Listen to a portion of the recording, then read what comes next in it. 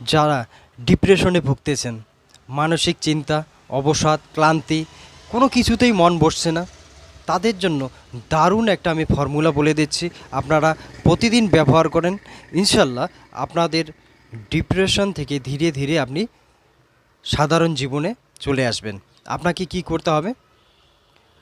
5 গ্রাম জায়ফল চূর্ণ নিতে হবে। জায়ফল আপনি যে কোনো পাশারির দোকানে পেয়ে যাবেন। 5 গ্রাম দালচিনি, 5 গ্রাম ছোটো এলাচ, এগুলো কি করবেন? ভালো করে পেস্ট করে নেবেন।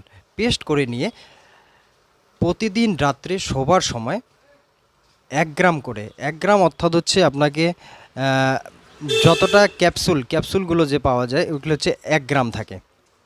তো 1 গ্রাম পরিমাণ উষ্ণ গরম দুধের সাথে প্রতিদিন রাত্রে খান, ইনশাল্লাহ আপনাদের ধীরে ধীরে মস্তিষ্কের যে চিন্তাভাবনা ধীরে ধীরে সেটা আস্তে আস্তে কমে আসবে। শারীরিক দিক দিয়ে